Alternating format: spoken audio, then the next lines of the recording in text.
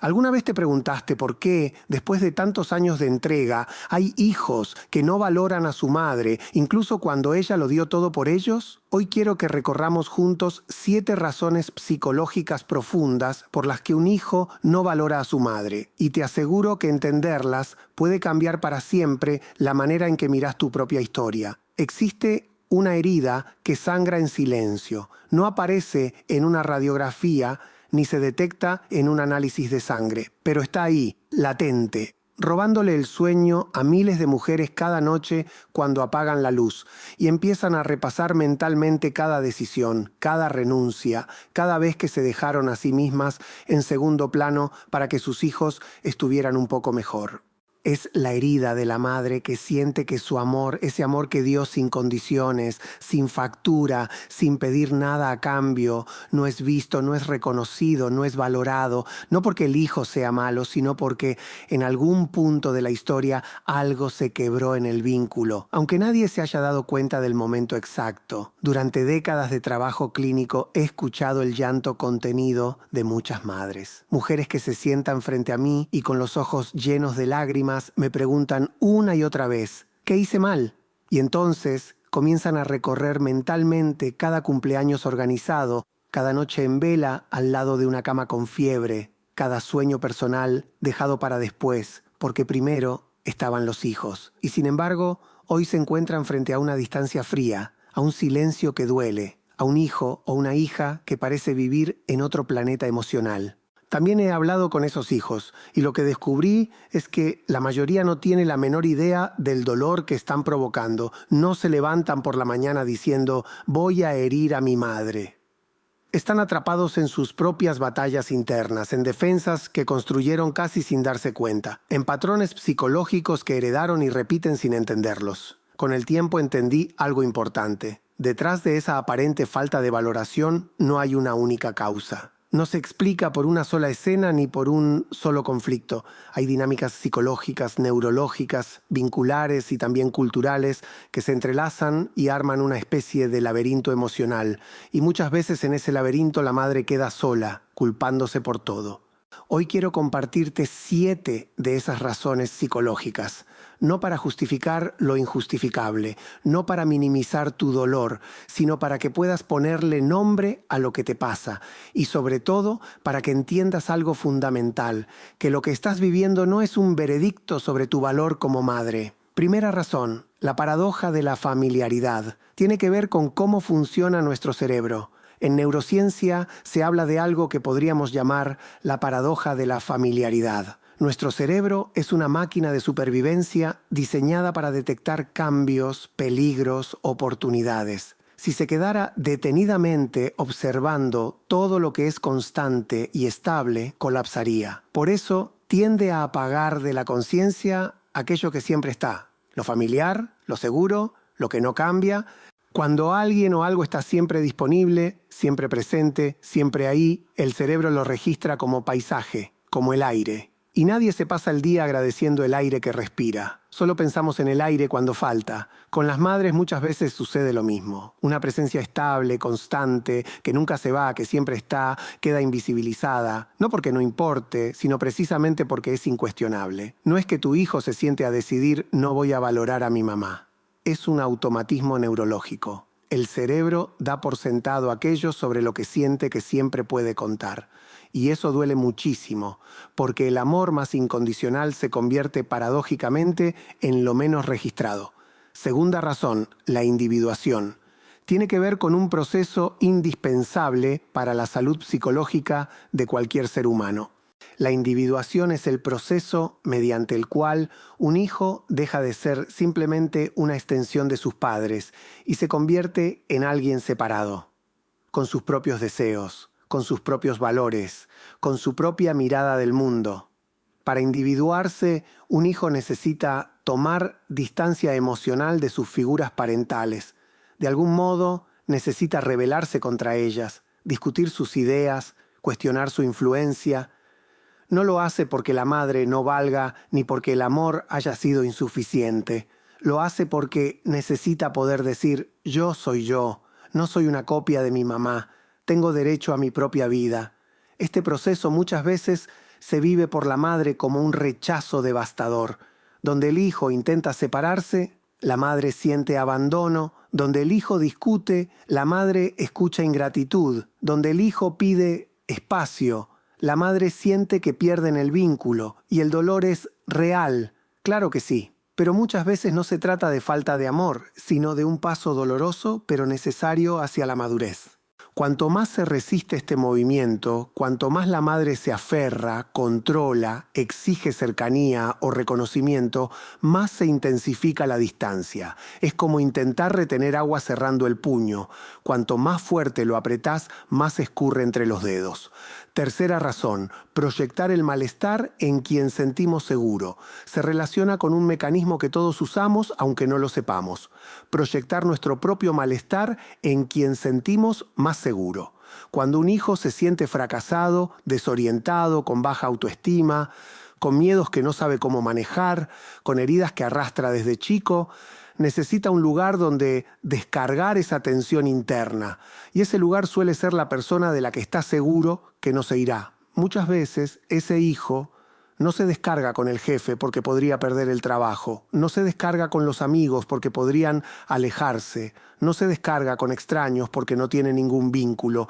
Lo hace con quien siente incondicional, con quien en su fantasía jamás lo va a abandonar, con vos. Por eso tantos hijos pueden ser amables, cuidadosos, respetuosos con otras personas y duros, fríos, incluso crueles con su madre. No es justo, no es sano, no es algo que haya que aceptar sin límite, pero entender que muchas veces lo que están atacando afuera es el dolor que no pueden enfrentar adentro, puede ayudarte a no convertir su maltrato en una prueba de que vos no valés. Cuando tu hijo te habla mal, cuando te ignora, cuando te hiere con sus palabras, en muchos casos no está hablando de vos, está hablando de su propio caos interno, de su propio miedo, de su propia frustración, y aprender a separar eso, a decirte internamente, esto habla de lo que le pasa a él, no de lo que soy yo, es un acto profundo de cuidado hacia vos misma. Cuarta razón, el síndrome de la madre invisible.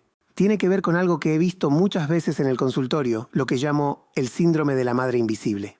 Es lo que ocurre cuando una madre se borra por completo como persona y solo se deja ver como función, la que cocina, la que limpia, la que resuelve, la que siempre está, pero no como mujer, no como sujeto con deseos, con límites, con cansancio, con necesidades.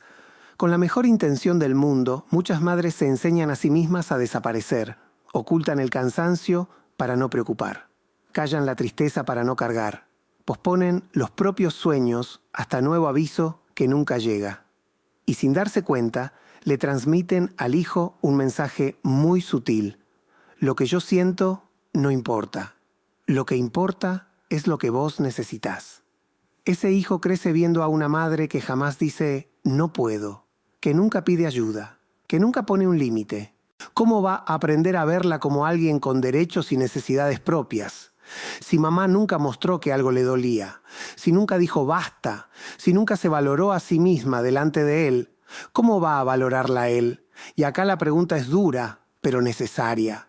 ¿Te has mostrado ante tus hijos como una persona que se respeta, que se cuida, que tiene límites, que también necesita ser tenida en cuenta? ¿O te ofreciste siempre como un recurso infinito, como si no tuvieras cuerpo, ni cansancio, ni historia? No es una invitación a la culpa, es una invitación a la conciencia, porque el día que empezás a valorarte frente a ellos, también les enseñás a mirarte distinto. Quinta razón, la deuda emocional imposible de pagar. Es una de las más complejas y al mismo tiempo de las más reveladoras. La podríamos llamar la deuda emocional imposible de pagar. Cuando un hijo recibe un amor enorme, constante, lleno de sacrificios, una parte inconsciente de su psiquismo registra eso como una deuda. Nunca voy a poder devolver todo lo que mi madre hizo por mí. Cuando una deuda se siente tan grande que parece imposible de saldar, muchas personas reaccionan minimizando lo que recibieron, no por maldad, sino por defensa. Si yo reconociera en toda su magnitud lo que mi madre hizo por mí, podría sentir una culpa abrumadora, una exigencia de reciprocidad que no sé cómo afrontar. Entonces, en lugar de agradecer profundamente, A veces la mente prefiere negar, restar importancia, decirse, tampoco fue para tanto, cualquier madre habría hecho lo mismo. Si además en algún momento escuchó frases como, después de todo lo que hice por vos, o mirá cómo me pagás, esa sensación de deuda se hace insoportable. El amor deja de vivirse como vínculo y comienza a vivirse como obligación. Y la obligación, en lugar de acercar, aleja, genera culpa, resentimiento, necesidad de huir, no porque no haya amor, sino porque el peso del tengo que termina tapando el quiero. Sexta razón, la gratificación instantánea y el individualismo cultural está muy ligada al contexto cultural en el que crecieron muchas de las generaciones actuales. Tus hijos, según su edad, probablemente hayan crecido en un mundo de gratificación instantánea. Todo llega rápido. Información, entretenimiento, vínculos, un clic, un mensaje, un like.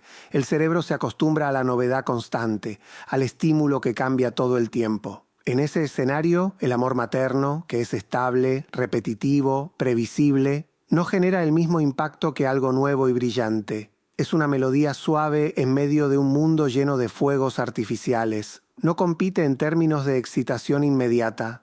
Eso no significa que no importe, pero sí explica por qué, desde un cerebro entrenado para buscar lo intenso y lo urgente, esa presencia serena queda muchas veces fuera de foco. A eso se suma otra cuestión. Vivimos en una cultura que ha puesto el énfasis casi absoluto en el yo, en la autorrealización personal, en el primero yo, después yo y finalmente yo. Cuidarse a uno mismo es importante, por supuesto, pero cuando el cuidado propio se convierte en un valor que está por encima de cualquier otro, el compromiso, el lazo, la responsabilidad afectiva empiezan a vivirse como amenazas. En ese contexto, para muchos hijos, atender a una madre que envejece, que necesita ayuda, que se enferma, puede vivirse casi como una traición a su propio proyecto de vida. No debería ser así, pero pasa. Y no porque vos no valgas, sino porque el sistema de valores en el que crecieron les enseñó que el sacrificio por otro es sospechoso, que poner al otro primero es perder. Séptima razón, la herida de la madre herida. Llegamos finalmente a la séptima razón, la más difícil de mirar, pero también la más transformadora cuando nos animamos a hacerlo de verdad. La herida de la madre herida. Antes de ser madres, fuimos hijas. Y muchas mujeres que hoy se sienten no valoradas por sus hijos, cargan desde hace años con la experiencia de no haberse sentido valoradas por sus propios padres, de no haberse sentido vistas ni escuchadas ni reconocidas en su infancia. Crecieron sintiéndose poco importantes, poco suficientes, poco queribles. Cuando una mujer así se convierte en madre, suele volcarse en sus hijos con una intensidad que va más allá del amor sano. No solo ama, también intenta reparar a través de sus hijos el vacío que trae desde atrás. Da y da y da, esperando inconscientemente que algún día ese hijo le devuelva, bajo la forma de admiración, gratitud, presencia, aquello que ella nunca recibió de sus propios padres. Sin darse cuenta, su identidad entera comienza a girar alrededor del rol materno. Soy madre más que soy persona. Y cuando los hijos crecen y hacen lo que tienen que hacer, buscar su propia vida, armar sus vínculos, irse de casa, tomar decisiones con las que no siempre estamos de acuerdo, esa mujer no siente solo tristeza, siente que se queda sin razón de ser. Siente que si sus hijos no la necesitan, ella deja de tener valor. Los hijos perciben esa necesidad invisible. Los chicos, desde muy pequeños, tienen una sensibilidad enorme para detectar cuando un adulto necesita algo de ellos más allá de lo que un hijo debería dar. No lo pueden decir en palabras, pero lo sienten en el cuerpo. Y cuando sienten que deben ser quienes sostengan emocionalmente a su madre, que deben llenar un vacío que ella trae desde antes de que ellos nacieran, se genera una tensión enorme.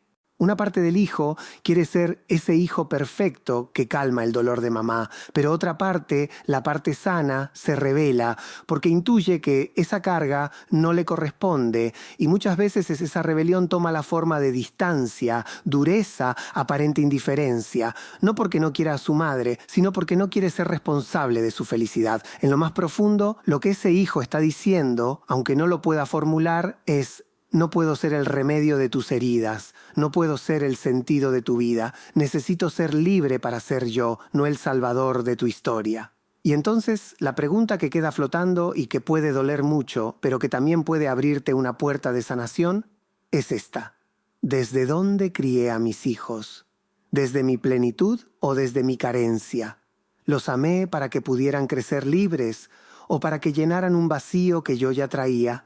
¿Los convertí sin querer en responsables de mi bienestar? Nadie puede responder estas preguntas por vos. Y no se trata de juzgarte ni de acusarte. Se trata de que dejes de juzgarte injustamente por lo que no te corresponde y empieces a mirar con más claridad lo que sí podés transformar. Porque después de recorrer estas 7 razones, quizás puedas empezar a ver algo distinto. Que el hecho de que tu hijo no te valore como vos quisieras no significa que tu amor haya sido falso, ni que tus sacrificios hayan sido inútiles, ni que hayas fracasado como madre. Significa que hay fuerzas psicológicas en él, en vos, en la cultura, que han interferido en la posibilidad de encontrarse. La buena noticia es que cuando ponemos luz en estos mecanismos, algo empieza a moverse. No te prometo que mañana tu hijo va a llamarte llorando para pedirte perdón. Eso sería una fantasía. Pero sí puedo decirte con honestidad que entender lo que pasa puede liberarte de una culpa que no te corresponde y abrir un espacio nuevo, el de empezar a valorarte vos, incluso cuando ellos todavía no pueden hacerlo. Porque a veces el primer paso para que un hijo pueda ver a su madre es que esa madre se anime a mirarse a sí misma con la ternura, el respeto y la dignidad que siempre estuvo dispuesta a darle a los demás.